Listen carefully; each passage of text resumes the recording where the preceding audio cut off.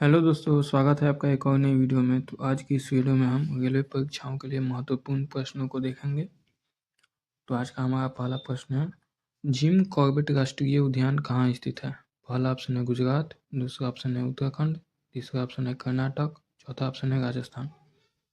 इसका जो right option है दोस्तों वो हो जाएगा आपका ऑप्शन नंबर बी, उत्तराखंड। अगला प्रश्न देखते हैं, जीएसटी का पूर्ण रूप क्या है? पहला ऑप्शन है गुड्स एंड सरचार्ज टैक्स, दूसरा ऑप्शन है गुड्स एंड सर्विसेज टैक्स, तीसरा ऑप्शन है जनरल सर्विस टैक्स, चौथा ऑप्शन है जनरल स्ट्रक्चर ऑफ टैक्स। इसका जो राइट ऑप्शन है दोस्तों वो हो जाएगा आपका option number B, goods and service tax.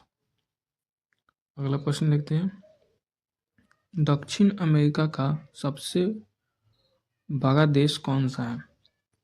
पहला ऑप्शन है ब्राज़ील, दूसरा ऑप्शन है अर्जेंटीना, तीसरा ऑप्शन है बोलीविया, चौथा ऑप्शन है कोलंबिया। इसका जो राइट ऑप्शन है दोस्तों वो हो जाएगा आपका ऑप्शन नंबर ए, ब्राज़ील। अगला प्रश्न देखते हैं, भारत का केंद्रीय औषधि अनुसंधान केंद्र कहाँ है? पहला ऑप्शन है दिल्ली, दूसरा ऑप्शन है हैदराबाद, तीसरा ऑप्शन है मुंबई, चौथा ऑप्शन है लखनऊ। इसका जो राइट ऑप्शन है दोस्तों वो हो जाएगा आपका ऑप्शन नंबर बी, हैदराबाद। अगला प्रश्न देखते हैं, निम्नलिखित में कौन सा स्थान यूरेनियम के खनन के लिए प्रसिद्ध है? पहला ऑप्शन है रानीगंज, दूसरा ऑप्शन है कोरबा, तीसरा ऑप्शन है जादूगोगा, चौथा ऑप्शन है पन्ना। इसका जो राइट ऑप्शन है दोस्तों वो हो जाएगा आपका ऑप्शन नंबर सी, जादूगोगा। अगला प्रश्न देखते हैं, भारत की सबसे लंबी राजमार्ग सुरंग कौन है? पहला ऑप्शन है ऑट सुरंग, दूसरा ऑप्शन है रोहतांग सुरंग, तीसरा ऑप्शन है अटल सुरंग, चौथा ऑप्शन है जवाहर सुरंग। इसका जो राइट ऑप्शन है दोस्तों वो हो जाएगा आपका ऑप्शन नंबर सी, अटल सुरंग। अगला प्रश्न देखते हैं, निम्नलिखित में कौन सी नदी अरब सागर में गिरती है? पहला ऑप्शन है ताप्ती, दूसरा ऑप्शन है गोदावरी, तीसरा ऑप्शन है महानदी, चौथा ऑप्शन है कृष्ण। इसका जो राइट ऑप्शन है दोस्तों वो हो जाएगा आपका ऑप्शन नंबर ए, ताप्ती। बाकी तीनों नदियाँ बंगाल की खाड़ी में गिरती हैं। अगला प्रश्न देखते हैं, यूनेस्को का मुख्यालय कहाँ है? पहला ऑप्शन है वाशिंगटन डीसी, दूसरा ऑप्शन है न्यूयॉर्क, तीसरा ऑप्शन है लंदन, चौथा ऑप्शन है पेरिस। इसका जो राइट ऑप्शन है दोस्तों वो हो जाएगा आपका option number A, Washington DC. अगला प्रश्न देखते हैं, लोकसभा और राज्यसभा की संयुक्त बैठक की अध्यक्षता कौन करता है? पहला ऑप्शन है राज्यसभा के सबसे वरिष्ठ सदस्य, दूसरा ऑप्शन है लोकसभा के अध्यक्ष, तीसरा ऑप्शन है भारत के राष्ट्रपति नामित एक सदस्य, चौथा ऑप्शन है भारत के राष्ट्रपति। इसका जो राइट ऑप्शन है वो हो जाएगा आपका ऑप्शन नंबर ए, राज्यसभा के सबसे वरिष्ठ सदस्य। अगला प्रश्न देखते हैं, एक प्रसिद्ध यात्री इबन बटूटा का मूल निवास कहाँ से था? पहला ऑप्शन है मोरक्को, दूसरा ऑप्शन है यूनान, तीसरा ऑप्शन है चीन, चौथा ऑप्शन है इटली। इसका जो राइट ऑप्शन है दोस्तों वो हो जाएगा आपका ऑप्शन नंबर ए, मोरक्को। अगला प्रश्न देखते हैं, नवंबर 2020 के अनुसार भारत में उच्च न्यायालय की संख्या कितनी है? पहला ऑप्शन है 15, दूसरा ऑप्शन है 21, तीसरा ऑप्शन है 25, चौथा ऑप्शन है 29।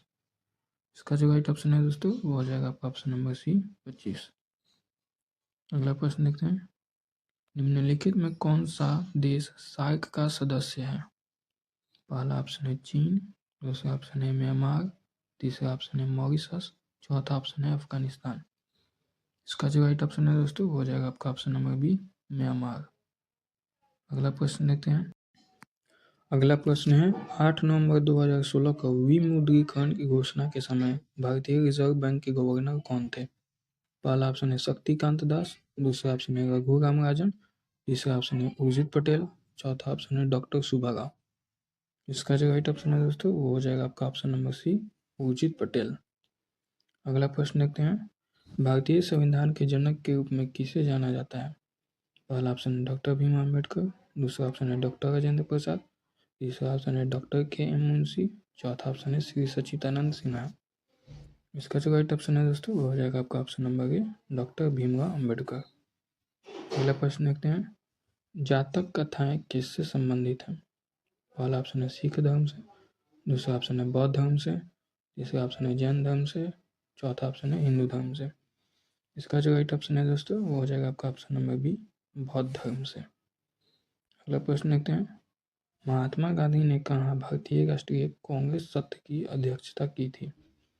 पहला ऑप्शन है बेलगांव, दूसरा ऑप्शन है कानपुर, तीसरा ऑप्शन है मद्रास, चौथा ऑप्शन है कराची। इसका जो राइट ऑप्शन है वो हो जाएगा आपका ऑप्शन नंबर ए, बेलगांव। अगला प्रश्न देखते हैं। व्यापक किस सिद्धांत नीति किसने तैयार की थी? पहला ऑप्शन है जनरल डेयर, दूसरा ऑप्शन है लॉर्ड क्लाइव, तीसरा ऑप्शन है लॉर्ड डलहौजी, चौथा ऑप्शन है लॉर्ड हेस्टिंग। इसका जो राइट ऑप्शन है वो हो जाएगा आपका option number C, lord Dalhousie. अगला प्रश्न है। इलेक्ट्रॉनिक रूप से सामान खरीदना या बेचना किसके नाम से जाना जाता है? पहला ऑप्शन है मुद्रा नियंत्रण, दूसरा ऑप्शन है ई कॉमर्स, तीसरा ऑप्शन है मल्टीमीडिया, चौथा ऑप्शन है वित्त। इसका जो राइट ऑप्शन है दोस्तों वो हो जाएगा आपका option number B, E commerce. अगला प्रश्न देखते हैं। विश्व पर्यावरण दिवस 2019 की विषय वस्तु क्या थी? पहला ऑप्शन है जल प्रदूषण, दूसरा ऑप्शन है मृदा प्रदूषण, तीसरा ऑप्शन है वायु प्रदूषण, चौथा ऑप्शन है निर्विकरण। इसका जो राइट ऑप्शन है दोस्तों वो हो जाएगा आपका ऑप्शन नंबर सी, वायु प्रदूषण। अगला प्रश्न देखते हैं। अंग्रेजों ने मैसूर के साथ कितने युद्ध लड़े थे?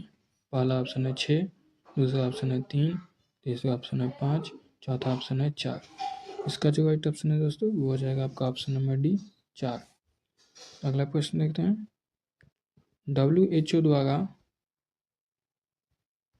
अगला प्रश्न है। WHO द्वारा मई 2019 में किन देशों को मलेरिया मुक्त घोषित किया गया है? पहला ऑप्शन है अल्जीरिया और अर्जेंटीना, दूसरा ऑप्शन है भारत और सिंगापुर, तीसरा ऑप्शन है मॉरिशस और मलेशिया, चौथा ऑप्शन है बेल्जियम और कतर। इसका जो राइट ऑप्शन है दोस्तों वो हो जाएगा आपका ऑप्शन नंबर ए, अल्जीरिया और अर्जेंटीना। तो आज की वीडियो में इतना ही दोस्तों, मिलते हैं अगली वीडियो में। तब तक के लिए चैनल को लाइक, सब्सक्राइब और शेयर जरूर करें। Thank you.